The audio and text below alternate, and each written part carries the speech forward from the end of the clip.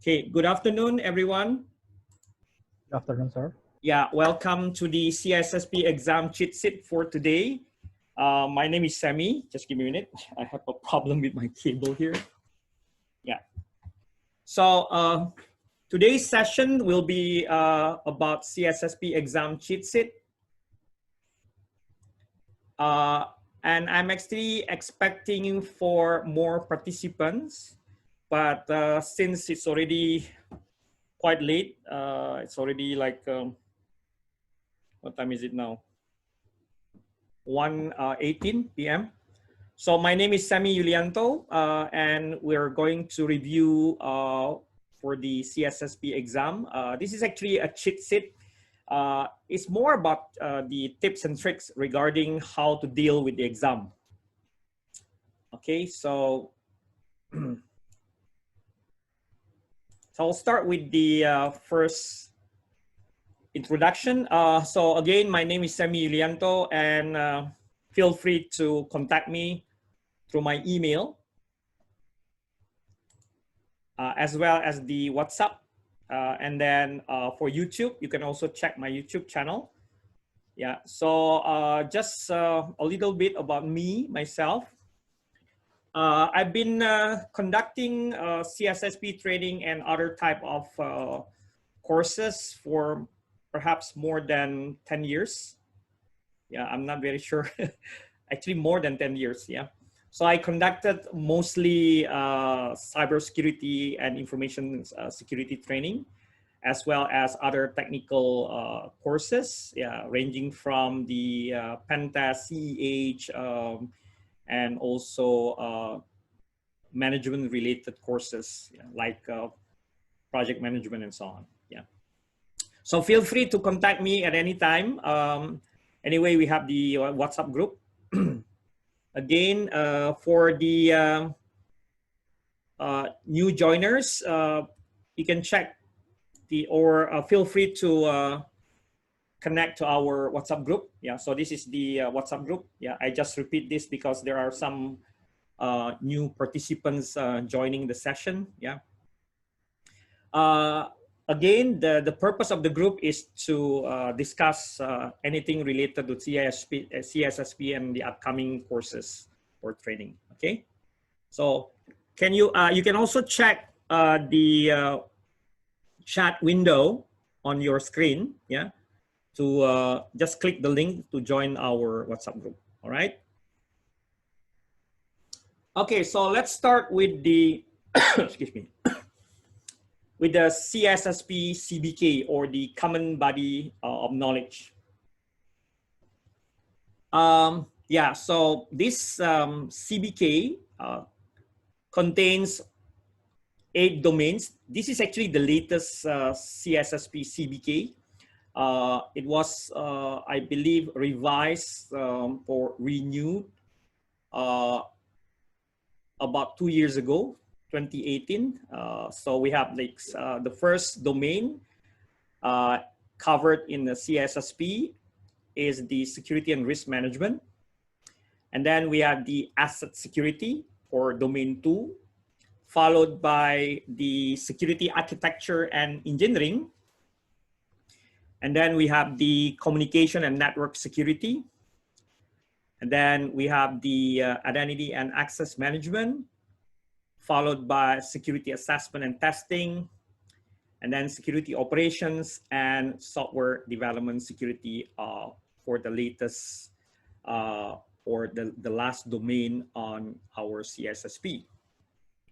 Now, let me just talk about the domains. Yeah. So the 8 domains was actually quite, I would say, vast, very huge domains. CISSP discussed a lot of things. Yeah. So expect to have the, what do you call this, the a combination of management and technical. I would say perhaps 50-50. So 50% management, 50% technical. Yeah. So for those who are not really, I would say, well versed with the technical hands-on, yeah. Or I would say those who are not very good at a technical knowledge and skills might need to learn a lot from here, yeah.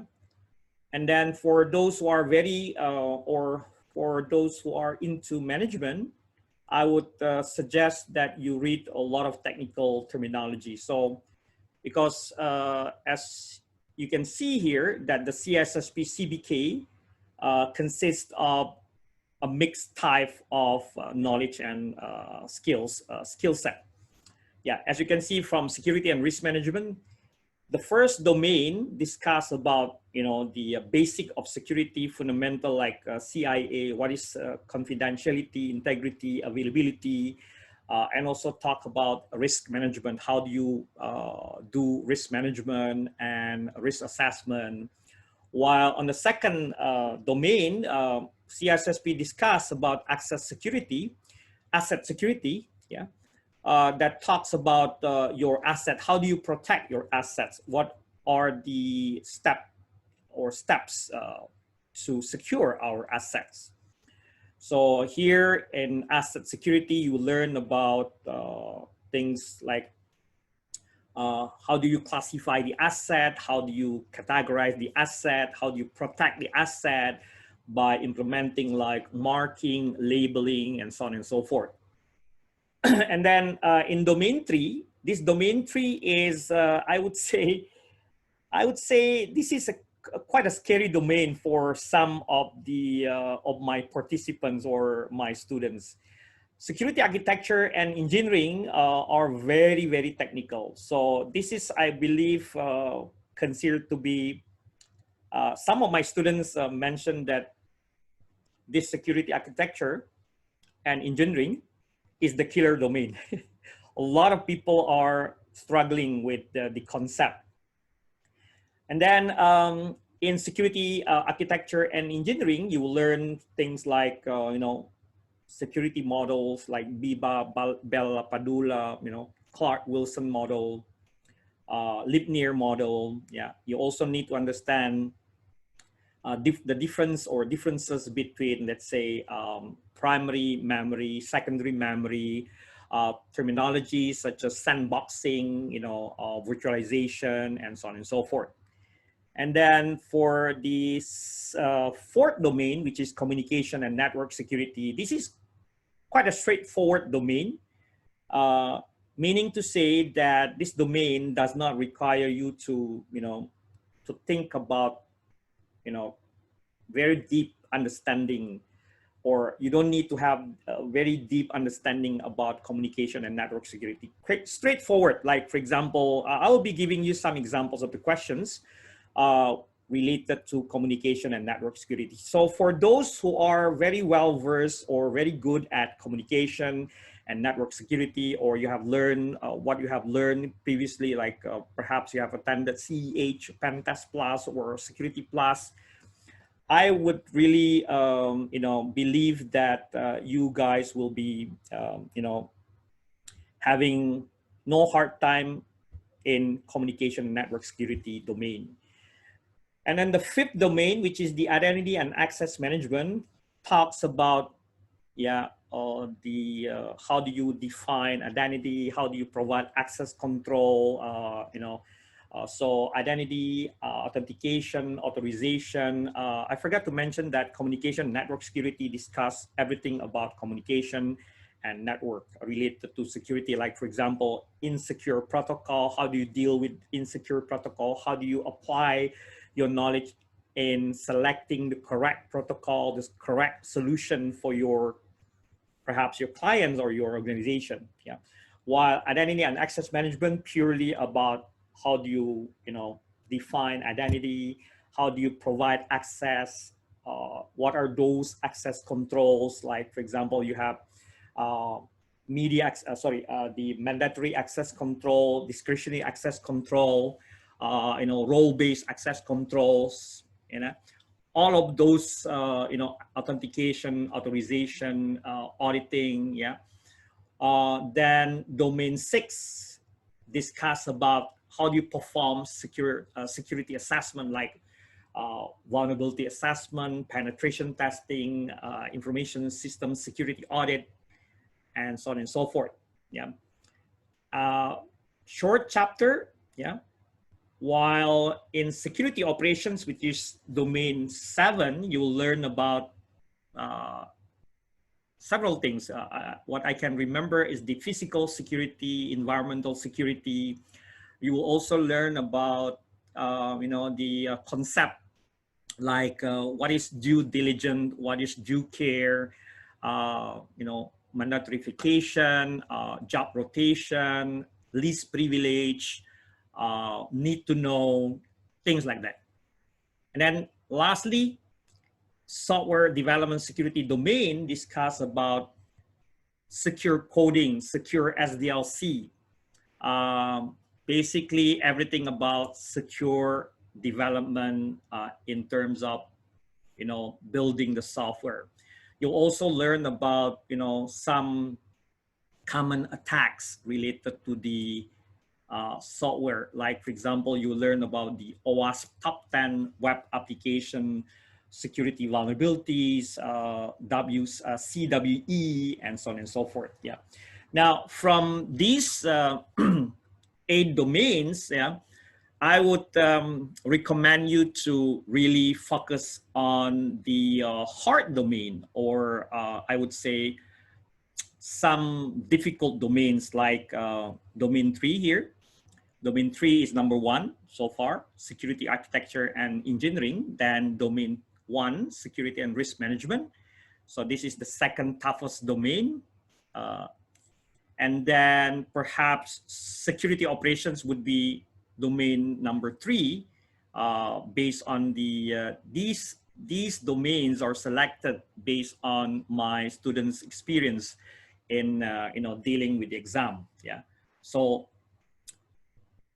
top hardest domain, number 1 is security architecture and engineering. Number 2 is security and risk management. Number 3 is security operations. The rest are quite, quite easy.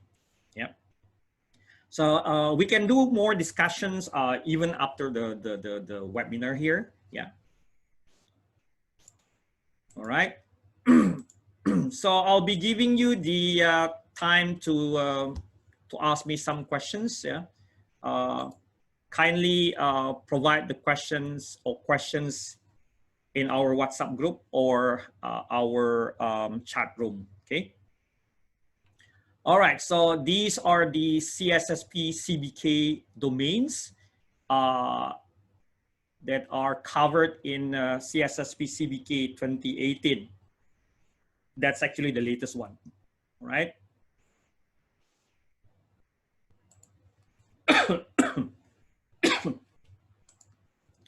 Okay, so let's have a look at the examination weights. Okay. So 8 domains, starting with security and risk management. Weight is 15%. This is actually based on the CISSP linear examination weights.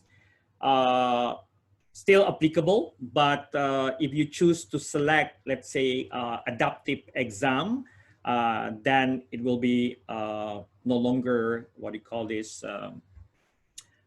no longer applicable. Okay. So if you choose to, because right now you can still choose whether you want to take the linear examination or the adaptive exam. Linear examination has 250 questions, while the adaptive exam has maximum of 150 questions. Okay, so we can check with domain 1, security and risk management, 15%.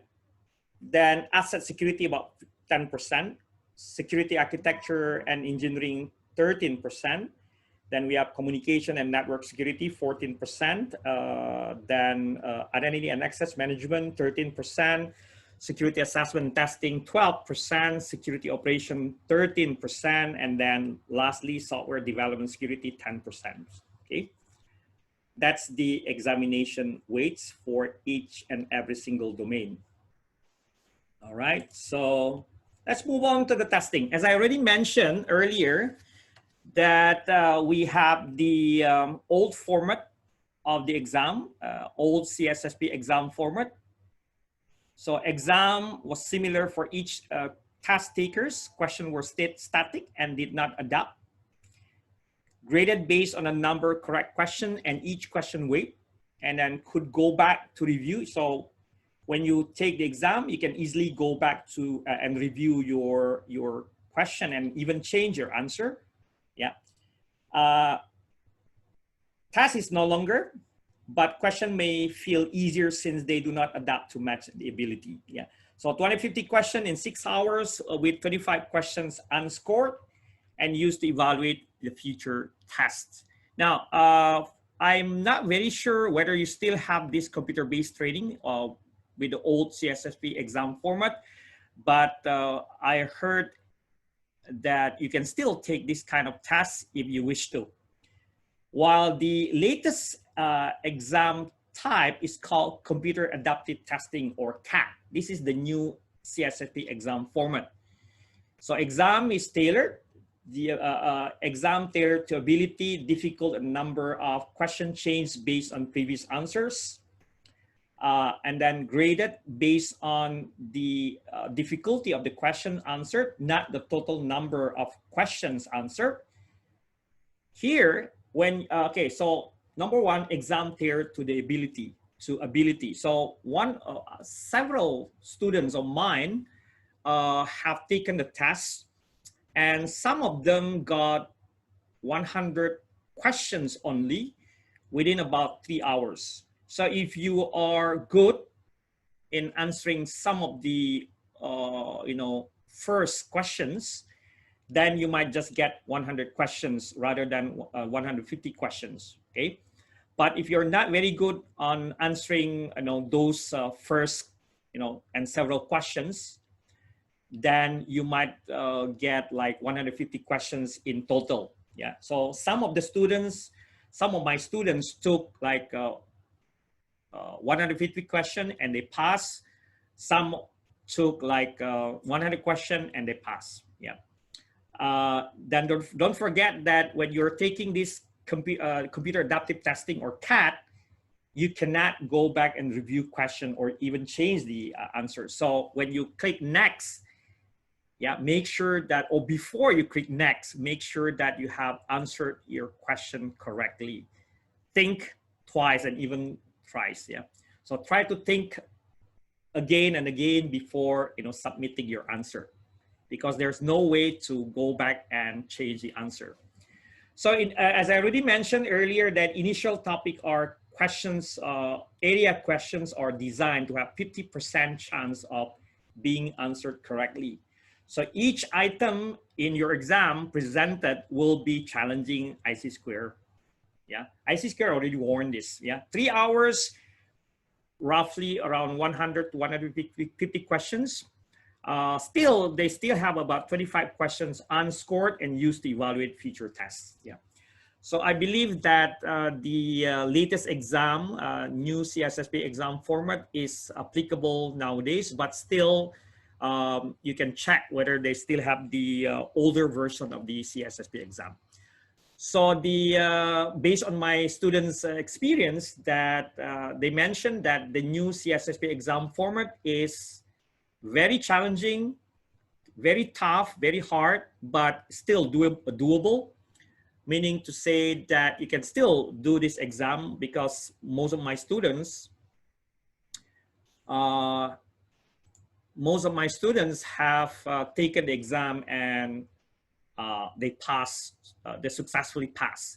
So I have about 80 to perhaps 90% exam passing rate based on my students' experience. So 80 to 90%, only 1 or 2 of them did not pass because they do not have enough time to prepare. All right. So yeah, so before I proceed with the next slide, just for your information, we have CISSP full class, a CISSP full class intensive exam preparation. on September 7 to 11, and the class type is virtual, online. You can email me, yeah, or email Farah, yeah, the marketing lady, yeah, for your reservation, yeah. So if you have any question, yeah, go ahead, yeah, check your or chat in our WhatsApp group or even in our chat room in this Zoom meeting. All right. So that's for your info. Okay, so let's move on. Okay, again, for those new joiners, please, join our WhatsApp group for more information. Yeah. Okay. Again, I would appreciate if you can join our WhatsApp group. Okay, so I'm checking here. It's quite nice that we are having some of the participants joining the group. Okay. All right. So let's move on to the next topic.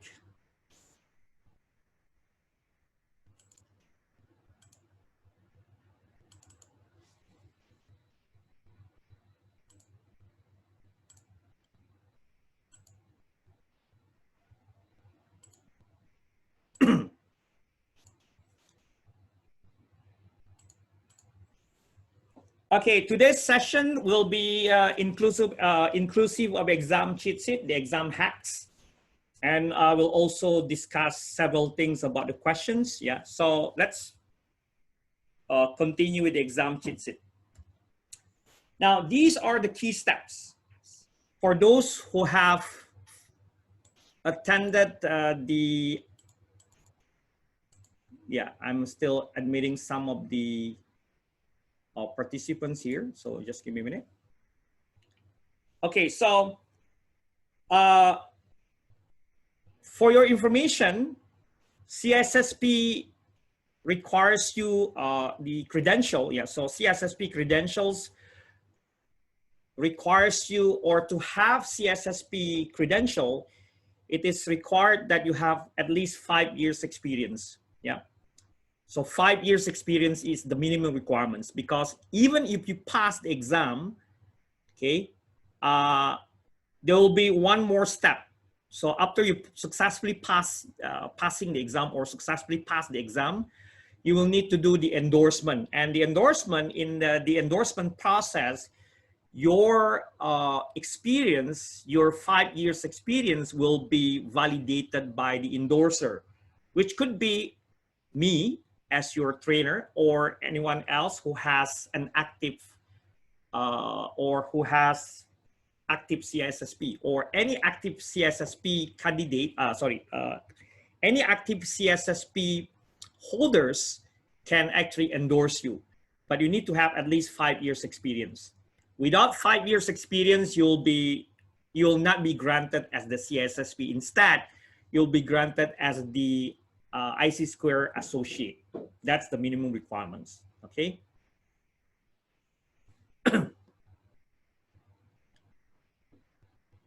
All right, so these are the key steps. So normally,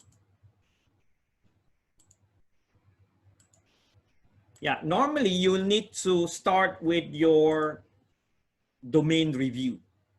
Okay, so get the book. Any book will do. I would really suggest that you do the review on the latest, the latest book available. Yeah.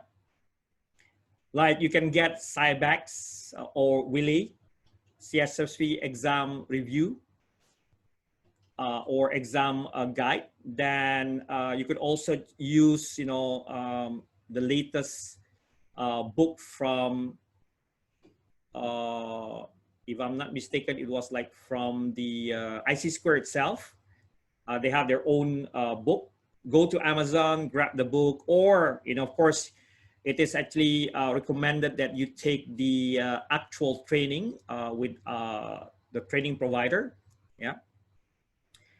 So grab the book, do the review, 8 domains to review. Then once you're ready, you can go to step number 2, which is to take the quiz. So this is actually a good practice.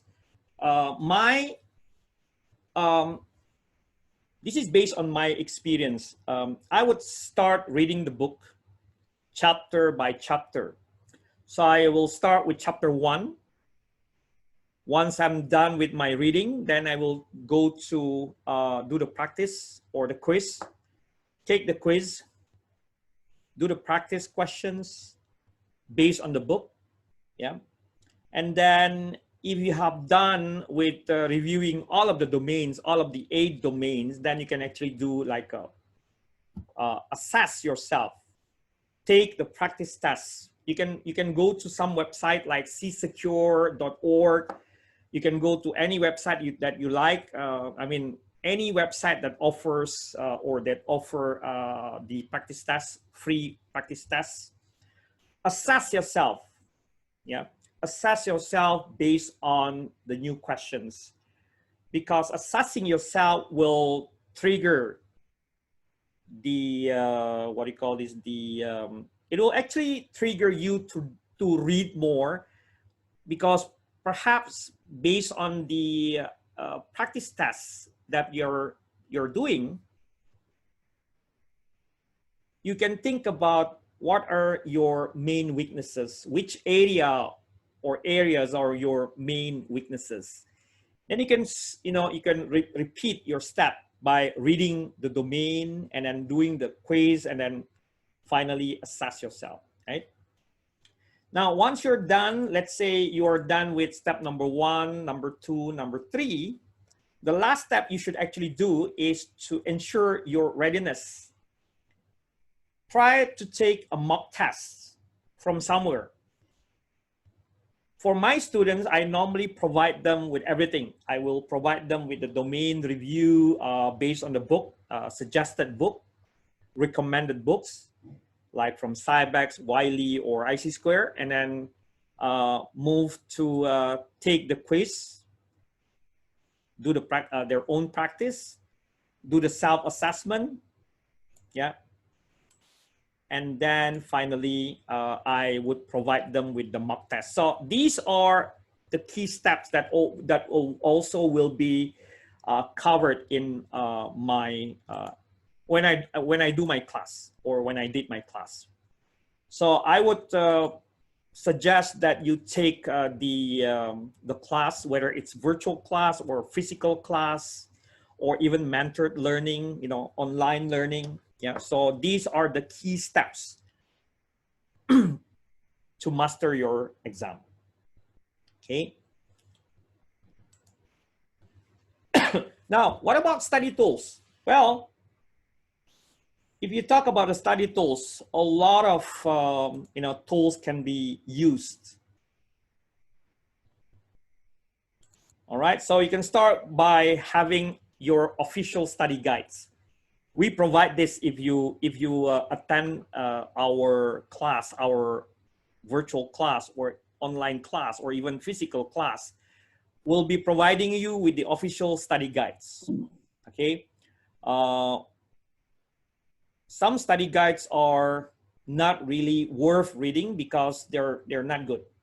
So ask your instructor about the official study guides, recommended official study guides, so that you'll have a better, what do you call this, perspective over your 8 CISSP CBK. Then the next tool that you can actually utilize is the tutorial videos. Yeah, you can actually get some videos from YouTube, Udemy, or UCertify, or anything. Yeah, that will really help you on understanding the concept. Because in CISSP, you will need to have a very good understanding. Having a good understanding about the security, information security concepts are very crucial. This is nothing like your Security Plus exam or CompTIA Security Plus or even like CEH. It's totally different. Yeah. So try to get some tutorial videos anywhere you like. And then the other tool that is very useful is to have a glossary. Glossary is a kind of summary of, the terms and definitions. So you'll see the terms and definitions elaborated or explained in a very short, form. Like, for example, what is due care? What is due diligence? What is actually virtualization? Glossary will help you to understand the concept by reading the definitions and the terminologies. Okay. And then the next one is the summary notes. This could be somewhere from, from the web. I found a lot of summary notes, very, I would say, useful summary notes that summarizes, the concept from domain 1 up to domain 8. Yeah. In my class, I normally also provide my students with summary notes that compiles everything from domain 1 to domain 8 in a short form, or in a short, I would say, summary about everything. Yeah. Of course, you cannot really rely on the summary notes to study. I would still refer you to the official study guides to check or even cross-check the terms, definitions that you found in summary notes, glossary, with the official study guides. Then the next tool, which I myself believe that it's a pretty good tool that would really help you to summarizes the concept. Mind map. So you can draw a mind map about what you have studied in your official study guides or even your, summary notes. Make it like, your own. You can create your own mind maps about things that you have already read, things that you have understood. Like, for example, you can create a mind map about CIA, confidentiality, integrity, and availability. Or maybe you can create a mind map about cryptography attacks. What are the types of the attacks? And then write down the definitions that you have found in official study guides or even from summary notes on that particular mind maps.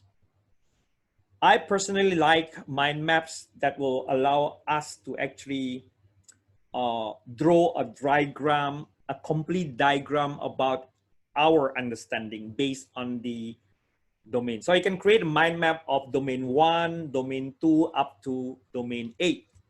So perhaps I will be showing you the mind map later on. Yeah, we still have enough time. And then domain quizzes is another tool that will also help you to enhance your understanding, specifically related to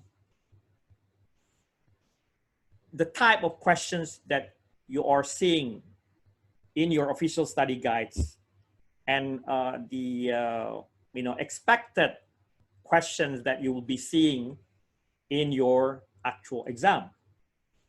Practice questions is also very good, just like domain quizzes. While practice question compile every single domains, okay?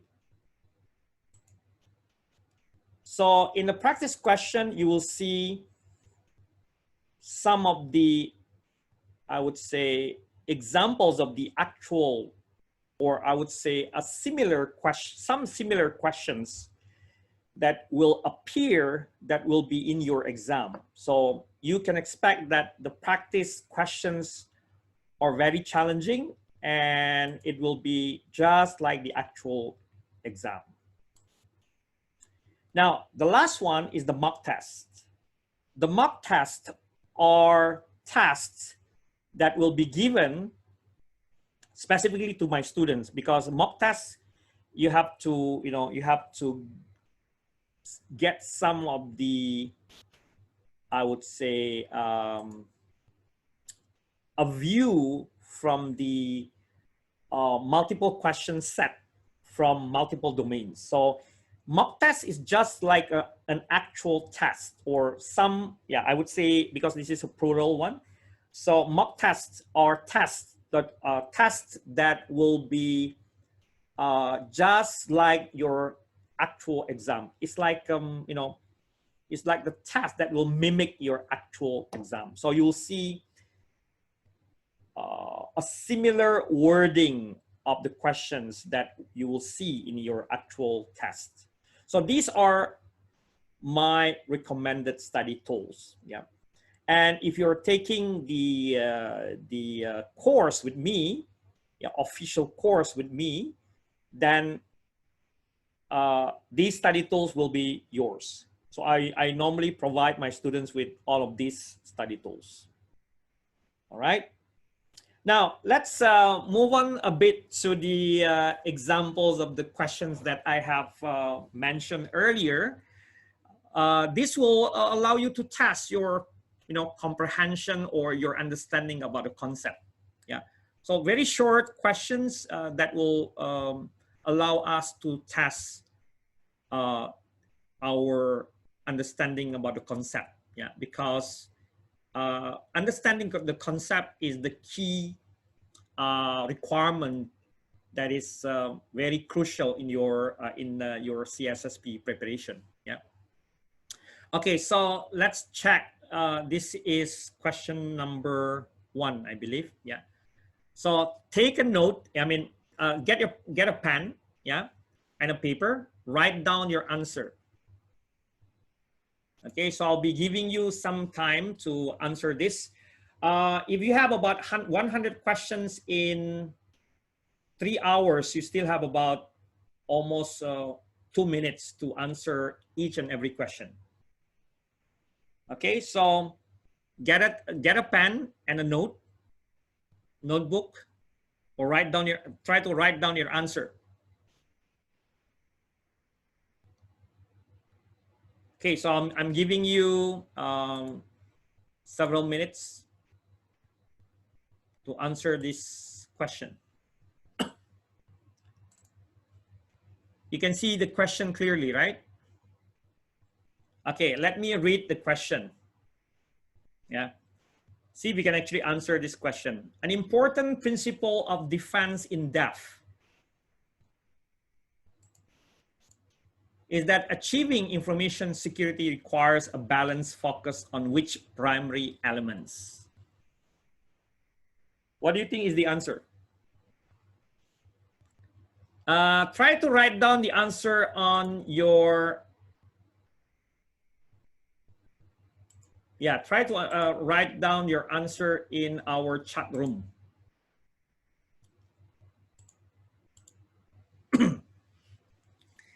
Okay, someone, some of you put B, some of you put C.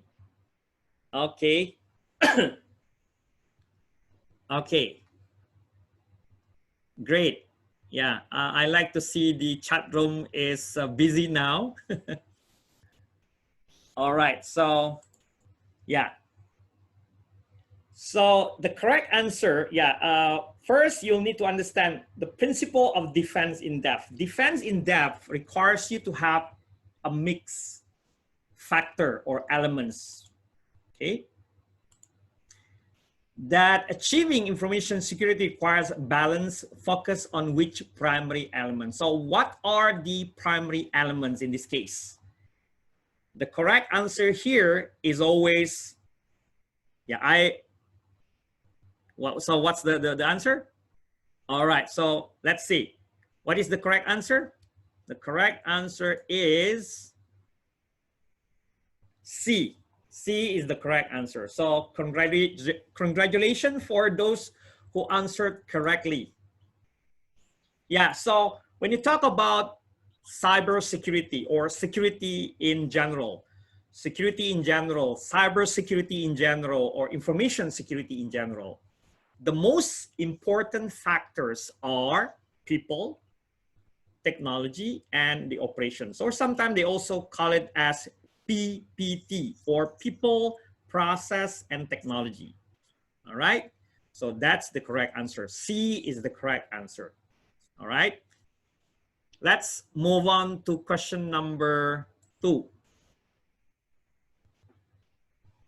Read this question carefully.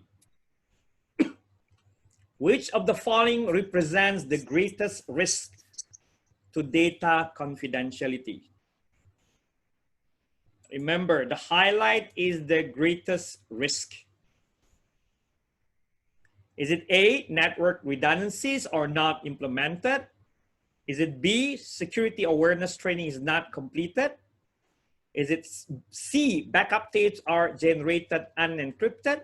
Or is it D, users have administrative privileges? Write down your answer in the chat room. Yeah, I'm seeing B, I'm seeing D. Go ahead. It's okay, nothing to lose.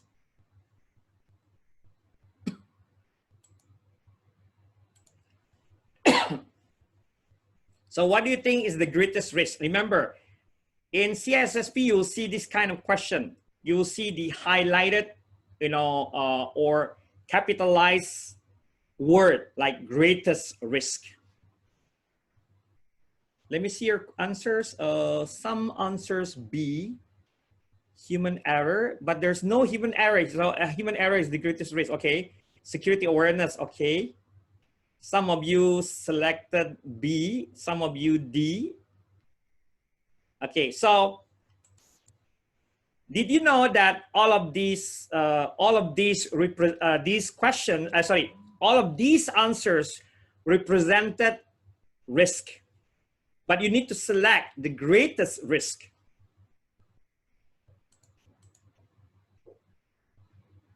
Okay, so time's up.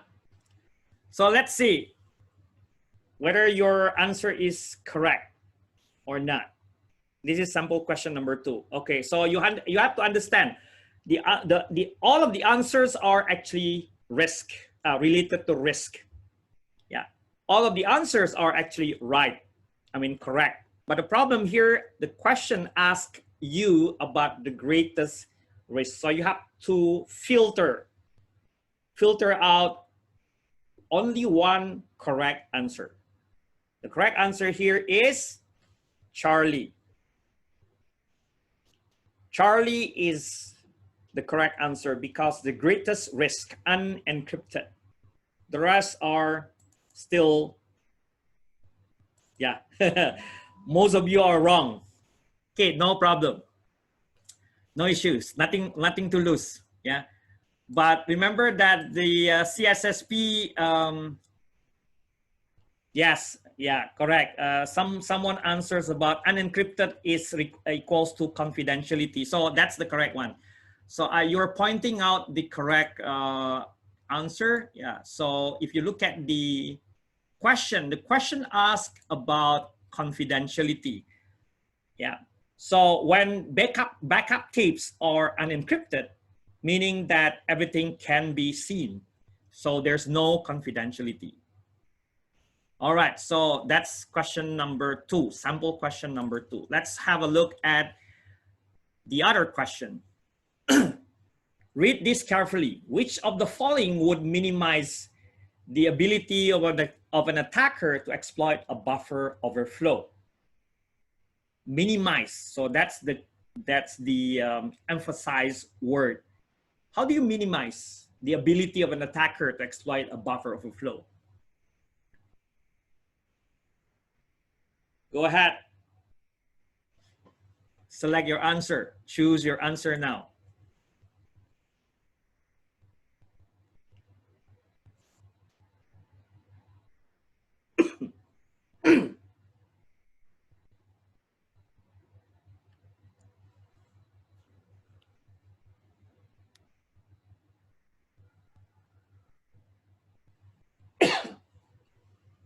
only seeing some of you answered the questions. Go ahead. Think about this as your practice test.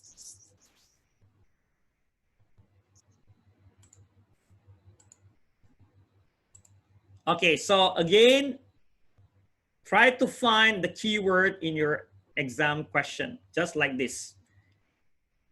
So minimize is the instruction. How would you minimize the ability of an attacker?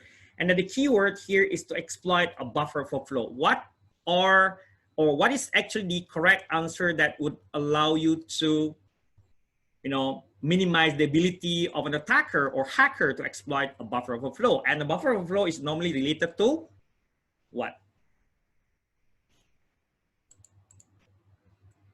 Okay. So some answers I saw is B. Some answers are B, sorry. C and A. Okay, so time's up. Let's try to see what's the answer. The correct answer for this is code review. So what do you think? Confused? Yes. Confused. Confusing. Confusing is the word. Some of you may think A is the correct answer because of the buffer overflow. Yeah, but there's no, it's actually quite hard to actually review the memory. Instead, if you want to, minimize the ability of the attacker to exploit a buffer overflow, you should actually do code review, or we call it static code review or static analysis. All right, so let's move on to question number 4, sample question number 4. Which of the following is most important when assigning ownership of the asset to a department? Read carefully. Try to find the key word in your question and select your best answer.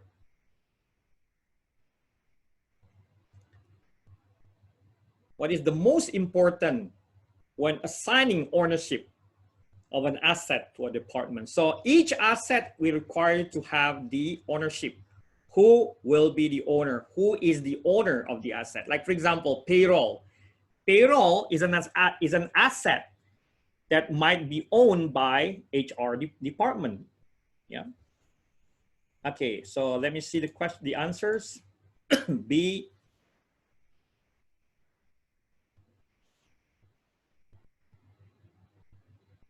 Okay. All right.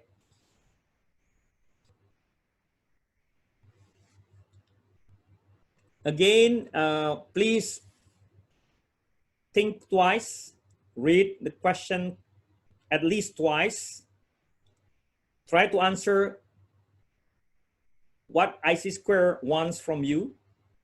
Remember, you will need to think as if you are the IC², the creator of the CISSP or the creator of the CISSP exam questions. So you have to think of as if you are IC², or at least exam creator.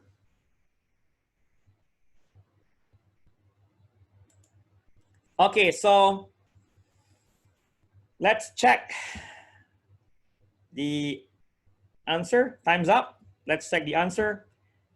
So the most important, what is the most important when assigning ownership of the asset? Let's check the answer. The correct answer is C. Individual accountability should be ensured. Accountability is not the same as responsibility. Okay? Accountability is more about being accountable for something. Responsibility is more about responsible for doing something. So if you're the boss, if you're the manager, you are accountable for your staff. Yeah, so the correct answer here is C, Charlie, individual accountability. So before you assign the asset to a particular department, yeah, normally we assign the asset to a department, like let's say marketing, sales, or HR. Yeah, and then the representative of the department is normally the manager. So the manager needs to be accountable for his role. So the manager is the individual which will be accountable for ensuring that the asset is being protected. Yeah, that's the correct answer. All right. And I believe the last question, sample question number 5. So this is actually related to network communication and network security. So read this question carefully and try to find the best answer. So when network management is outsourced to the third parties, which of the following is the most effective method of protecting critical data assets? Is it A, log all activities associated with sensitive systems? Is it B, provide link to security policies? Is it C, confirm that confidentiality agreement are signed? Or D, employ strong access controls? Okay, I'm saying C mostly. Remember, the question asked about the most effective method. What is the most effective method? And here, you will need to understand that each and every single answer represents the security controls. Like, for example, you will need to think, you will need to associate the answers with, let's say, corrective control, detective control, preventive control, or preventative control, or maybe like compensating control, something like that. So make sure that you are able to map the answer set with the type of security controls.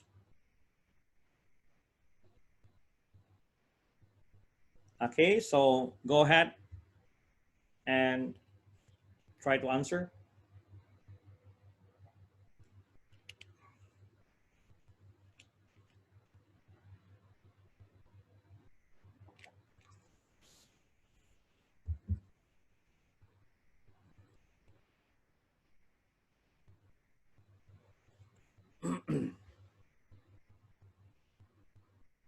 So let me see your answers.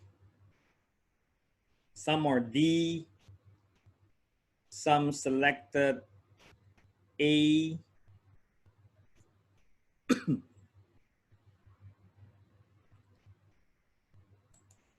Okay, let me give you an example here. A, log all activities associated with sensitive systems, is an example of a detective. This is actually an example of the detective control, detective security control.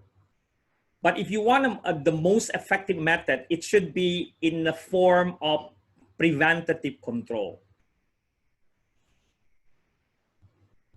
Okay, so let's see again your answers. Okay, I saw a lot of answers for D. Okay, so thumbs up. Let's check the answer. The correct answer for this effective method for protecting critical data asset is yes, it's D. Employ strong access controls. So this is an example of the preventive, this is an example of a preventive or preventative security measures or security control. Because the rest are not related to the preventative, like log all activities are, log all activities associated with sensitive system is considered to be detective control. Provide link to security policies is also not related to preventative. And then C, confirms that confidentiality agreements are signed is just, you know, this is actually confirming confirming confidentiality agreements are signed. This is a paper based only. Yeah. So it's a preventative security control, but it does not have a direct effect, yeah, to what you're trying to protect. Okay, so that's the last question. Okay, let me open up the other slide. We still have about, yeah, I'm trying to, proceed with the at least 2-hour session. So let me, yeah, continue my screen sharing.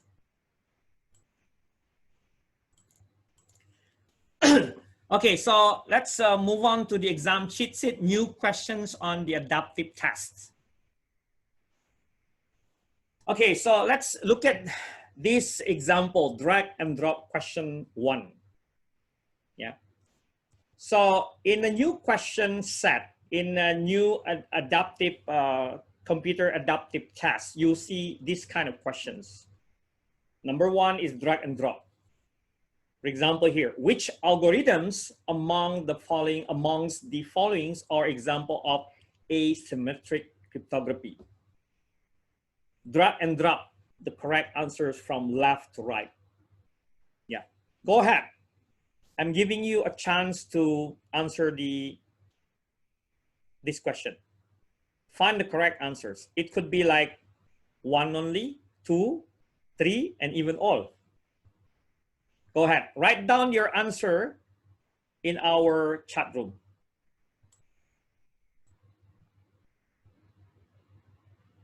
Are you seeing my screen? Can you see my screen? Yes. Just write down in your chat.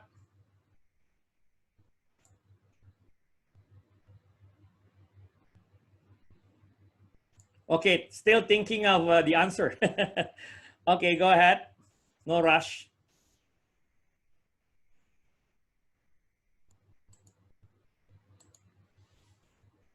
So you will need, in this example, you will need to drag and drop the correct answers, which means it should not be 1 only.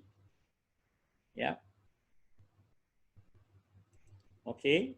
Write down your answers and then we will check. We'll do the correction right away.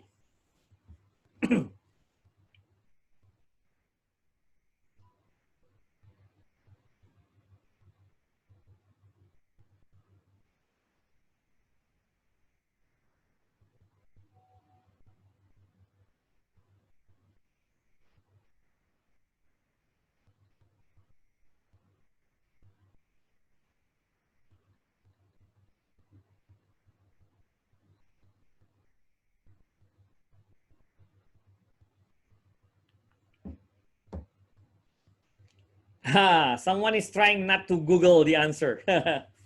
Okay, so time's up. Let's check. The correct answers are El Gamal and Rivesh Shamir Edelman.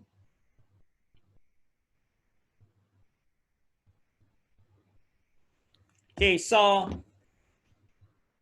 to be able to answer this kind of question, you will need to, somehow memorize what are the examples of the asymmetric cryptography.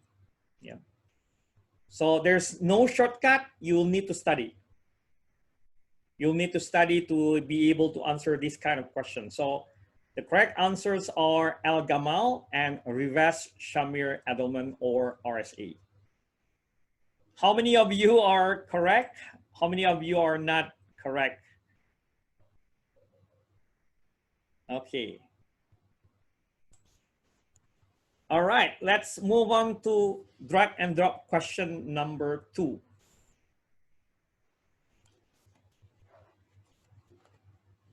So all you have to do is to drag each row of the left on the left to its corresponding response.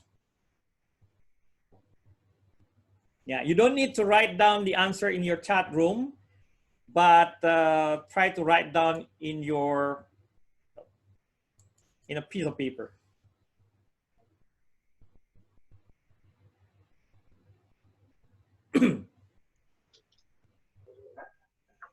And how many of you just Googled the answer?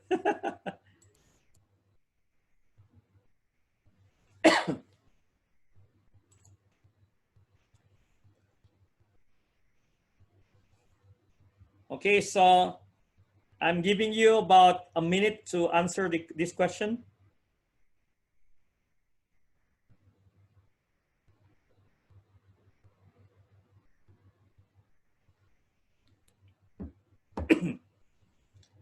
And again, let me emphasize on something that CISSP requires you to have 5 years of experience, not 1 year, not 2 years, not 3 years, but 5 years experience. You will need to really understand the concept as well as the practical hands-on in relationship with the information security and cyber security.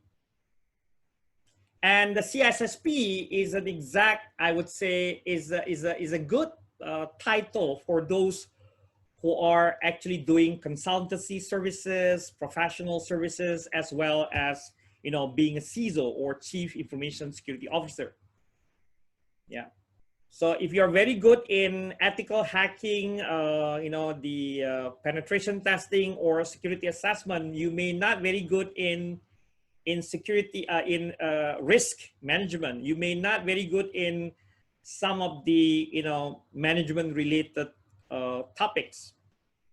So it requires you to have a lot of understandings, a lot of readings, understanding about the concept, the key concept, like change management, patch management, like this one about audit budget. Who is having the role of audit committee, compliance officer, executive management, or even external auditor? Okay, anyone has done with the answer? So let's check the answer.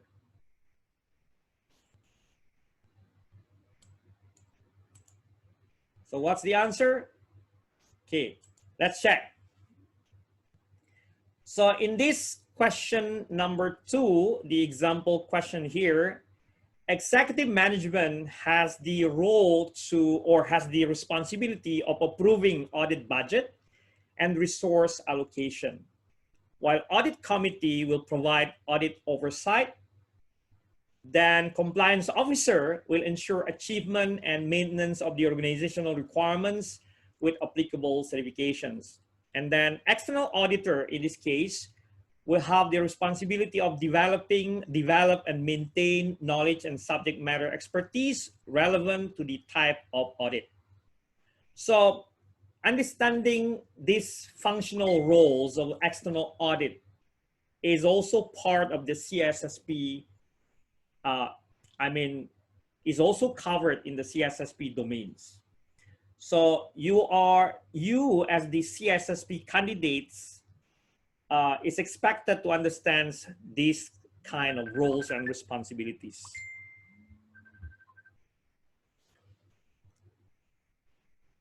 Okay, so let me move on to the other questions. This is a hotspot question. If you can see that the first 2 questions are related to drag and drop, the third question here is about hotspot. So it's a hotspot question where you need to drag and drop. Yeah, write down the answer and then we will do the correction later on. Okay, I'll be giving you about 1 to 2 minutes to answer the question. So the instruction is to click on the area of the diagram below where CA or certificate authority, or sometimes they also call it as certification authority, where the CA should be placed.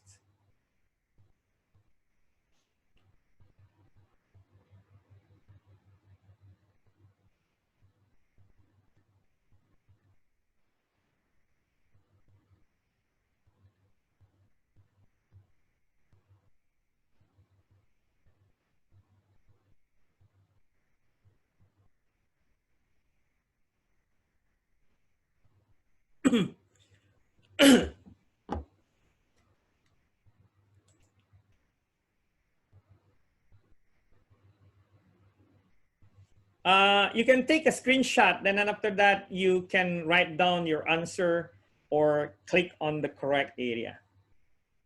Someone says that the correct answer is right bottom corner and then lower right. Yeah, it seems that, Yudhishthira mentioned, it seems that experiences in applying the knowledge in the enterprise is a must, yes.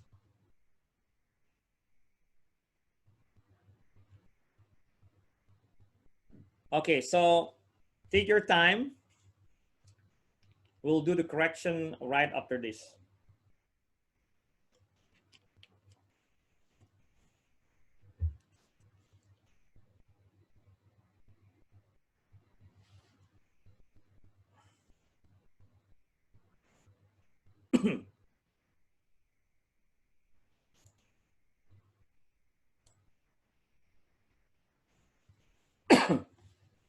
Are you done? Okay, so let's check the correct answer. The correct answer here is, now, the correct answer here is this one, this guy. So in the middle. So CA is on the middle. Yeah. Okay, that's the correct answer. Yeah. So to be able to answer this question, you will need to really understand the PKI or public key infrastructure. What is the CA, what is the RA, registration authority, and what is the VA or validation authority. Okay, so the correct answer here is in the middle. You can check that in the middle, yeah, is the CA, while the rest are perhaps registration authority. Yeah, so upper, from my side, upper left corner is the registration authority. Okay. Middle side, yeah, in the middle, we have the CA, and validation authority is on the, what do you call this, bottom corner. So what do you think? Hard question? Okay, let's move on to hotspot question number 2.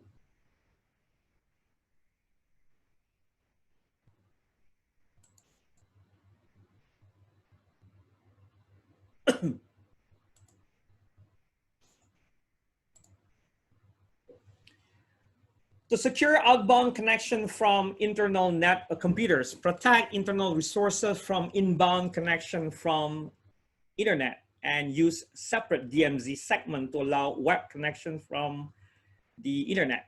The security practitioner wants to deploy a single firewall. Yeah. So focus on the, the circle. So we have 4 circles. Let's say the first one in the file server is A. Between file server and web server is B. On web server is C, and after that is D. So A, B, C, and D.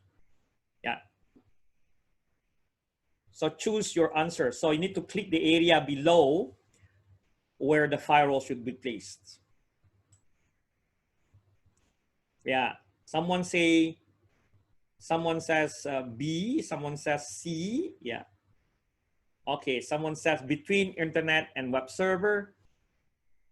Okay. So where should you place your firewall? Is single firewall. Single firewalls will require you to have at least 2 connections in front of the web server. Okay, so some of you have selected the correct answers. Some of you have selected wrong answers. Okay, pretty easy. Let's check. Yeah, time's up.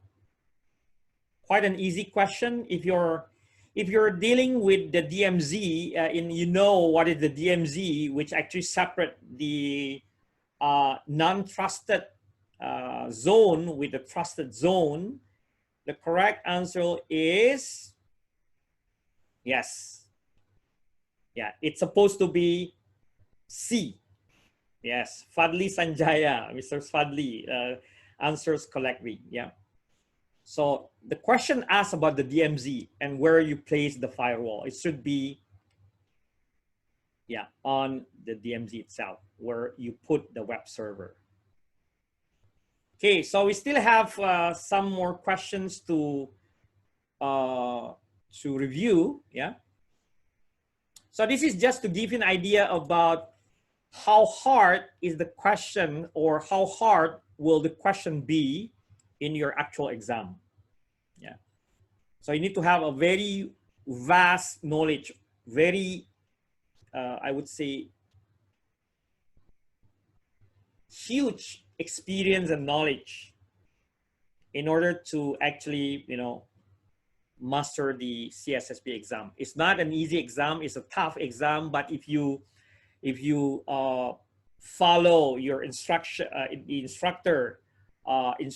from your instructor, and you follow the correct study steps or study methods, then you should be able to pass the exam quite easily. Yeah. Okay, so let's move on to hotspot question number 3. You still need to select.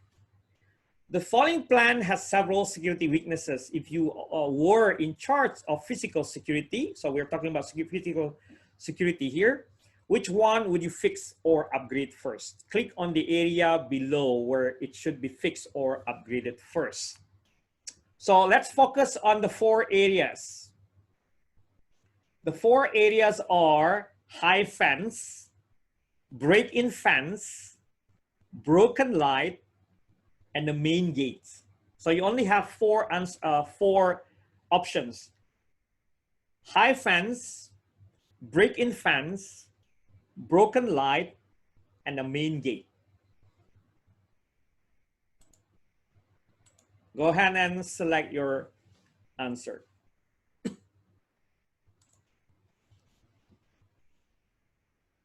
By the way, do you know anything about this high fence? What is high fence? What is actually the break-in fence?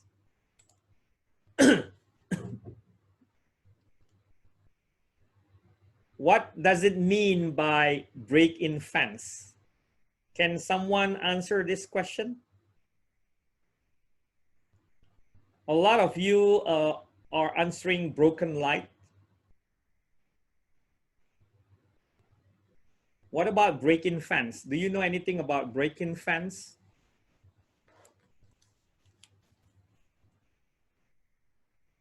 Yes, correct. Break-in fence mean people can cross into the property. Yes. It's actually a short fence, lower than perhaps 2 meters, that that allows someone to actually cross into the property. Yeah. And then when you before you select the answer, you'll need to map this the security controls like high fence, break-in fence, broken light, and main gate into the control types. Like, for example, high fence is an example of the preventative security control. Break-in fence is also another example of the preventative security control. Broken light, in this case, is not a preventative security control.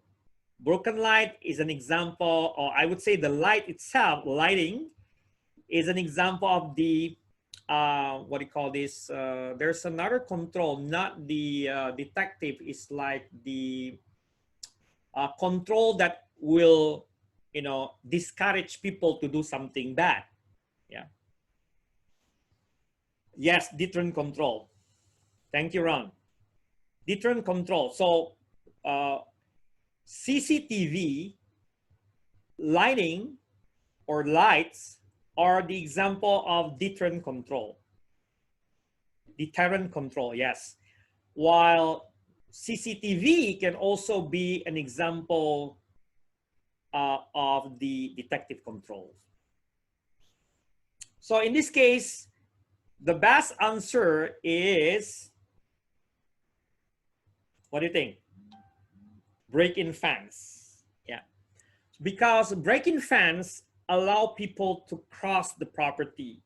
It is an example of the preventative control, but this control is not good. So you'll need to fix this. High fence does not require you to do anything. Yeah. While fixing broken light will not directly have the impact on fixing or on fixing the problem. Yeah. Main gate, nothing to do about it.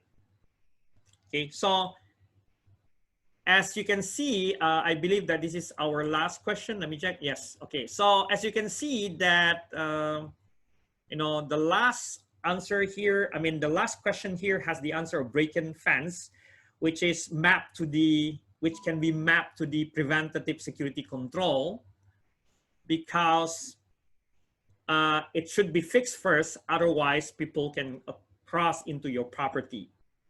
Okay.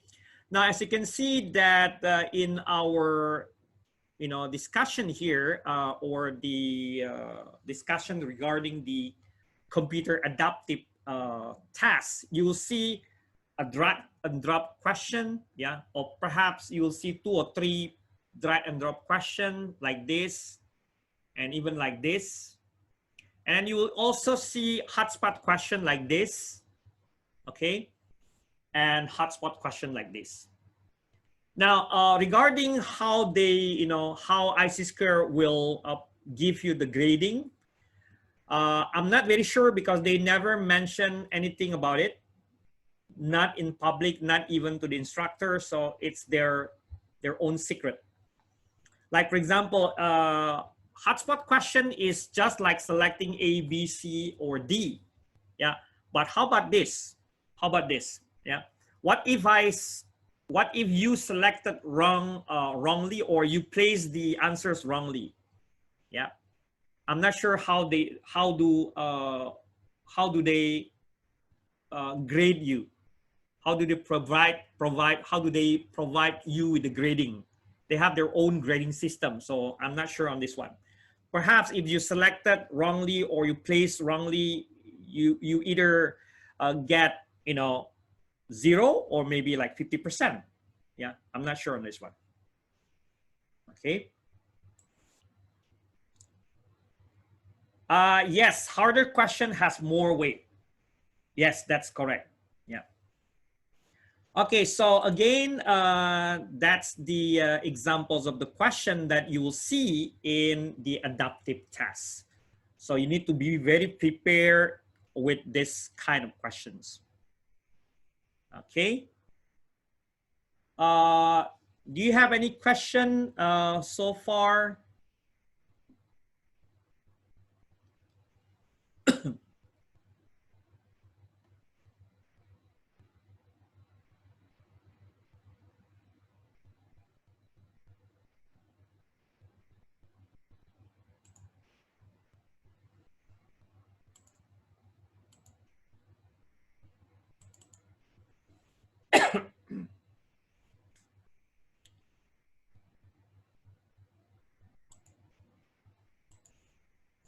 So as you can see that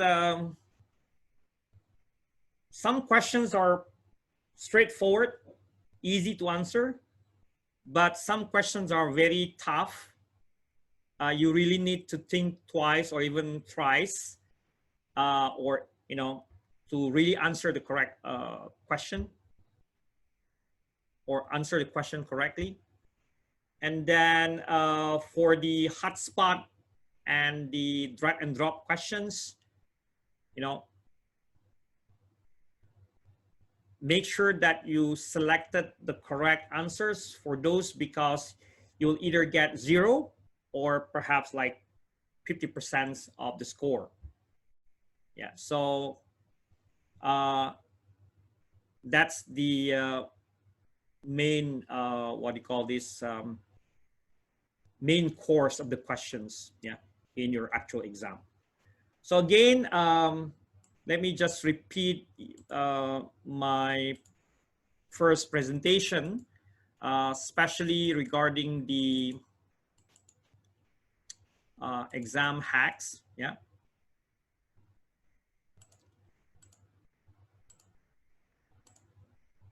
because some of you just joined. Yeah, so let me focus on this. Yeah. So again, these are the key steps. Review all of the domains, 8 domains in total, followed by taking the quiz or do your own practice questions. Then if you're quite ready to, take the exam, the actual exam, don't forget to take your own practice tests, assess yourself, try to assess yourself. And finally, if you're very confident enough to take the test, make sure you can you can take the mock test or the test that will mimic the actual exam questions. You can actually get some mock tests from some websites or some discussion forums. The key point here is to make yourself confident enough to take the actual exam. And when you register for the exam, try to register at least a month before, before, or at least a month. Let's say you're now studying CISSP and you want to take the exam as soon as possible. Don't rush yourself. Try to schedule your exam. Yeah, so try to schedule your exam at least a month forward. Yeah, a month from the date you're actually you're reviewing your CISSP domains. It will give you more time for you to study, do the practice test, assess yourself, and then take the some sample mock tests. Okay, and then let's say today is 27th of July, so perhaps you want to take the exam a month after, so roughly around 27 or 28 of August. Now, when you have scheduled your exam, when you have scheduled your exam, you'll need to make sure that you do not delay the exam, or you do not, I would say, postpone or even cancel your exam. Yeah. Scheduling your exam will allow you to really focus on what you're trying to achieve. Yeah. Do not delay, do not cancel or do rescheduling, because when you reschedule your exam, you'll get a penalty of $50, 50 US dollar, each and every single rescheduling. Okay, so don't forget that. You can reschedule your exam, but you'll get penalized, or you'll get a penalty of $50 because you're actually rescheduling your exam. Okay. For the a lot of questions of mine, I mean, a lot of students of mine ask about how long should you prepare? How long should I prepare, or should we prepare? Minimum requirements, if you do not, assuming that you have 5 years experience in information security / cyber security, then you should be ready roughly around 1 to 2 months, or perhaps 1 month. But if you're very new, I would not rush you to take the exam in a month or 2. You need to have at least 2 to 3 months, study time. That's the duration you need to study, from domain review to practice question, to assessing yourself and getting the readiness of yourself. Okay. And of course, if I should repeat again, these are tools that you can actually take advantage of while you're studying your CISSP or to prepare for your CISSP.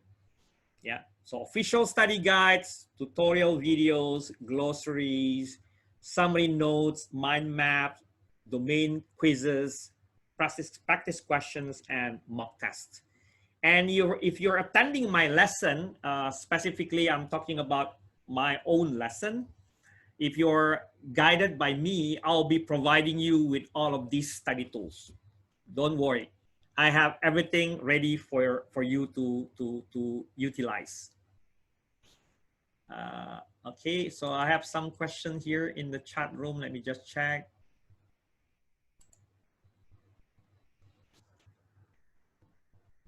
Yeah, so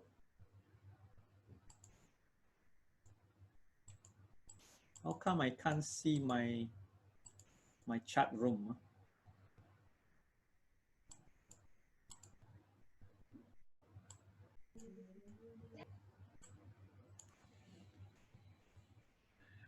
I have the prepared mock test, but you need to be my student. You have to enroll with my class, in my class, in order to receive the mock test.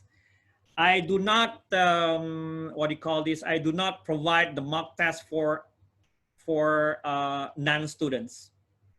Yeah, some of the questions are very, very new, and I won't guarantee that you pass the exam straight away, but I would suggest you to take the test and the mock test, at least 2 to 3 mock tests before going into the actual test. Yeah, that's the question. One of the question: do you prepare any mock tests? Yes. Yes. If you're attending my course or my training, the mock test will be provided for the students, yeah, by me. And then about the presentation, yes, I can give you the presentation perhaps later on in our WhatsApp group. So again, for those who are not yet joining the WhatsApp group, let me share my screen again regarding the WhatsApp group.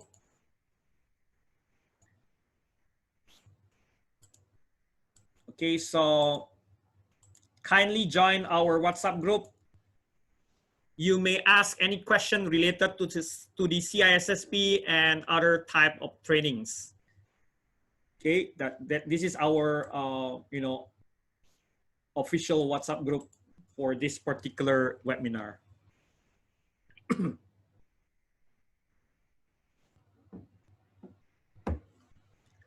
Okay, so if you have any question regarding this this session, go ahead and email me. Yeah, so let me show you my email again. So again, tinyurl.com, YYT8FQAN. That's our WhatsApp group invitation link. And for those who want to contact me directly, go ahead and write down my email address as well as my number. And I have some YouTube videos which are very useful for you, especially for those who are preparing for the exams related matters. Okay, so that's my again, if you have any question, go ahead and ask me. You can write down in chat room, or perhaps turn on your mic. I still have about 15 minutes.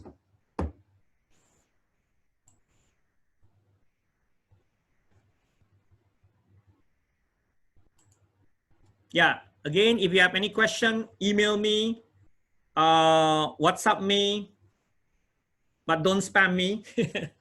Okay.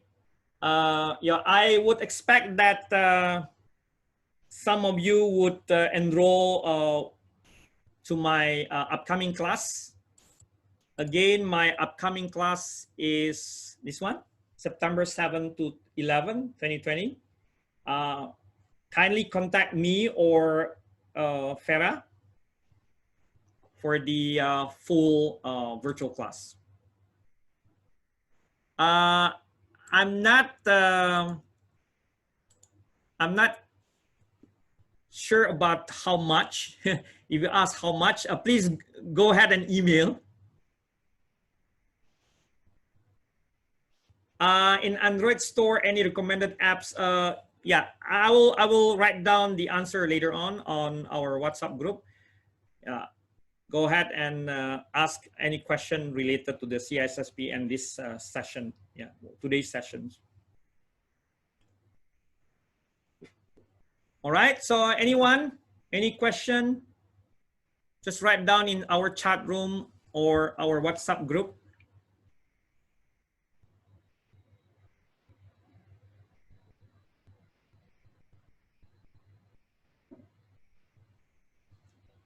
Okay, if there's no question, thank you very much for the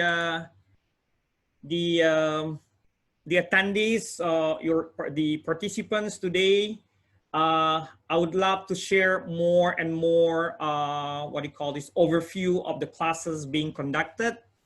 Like CISSP will have like Pentest Plus, CompTIA Pentest Plus, CISA, CISM, and so on and so forth. Stay tuned for more updates from me and from SGI Asia. And thank you very much for your kind attention today, and see you next time. Bye-bye.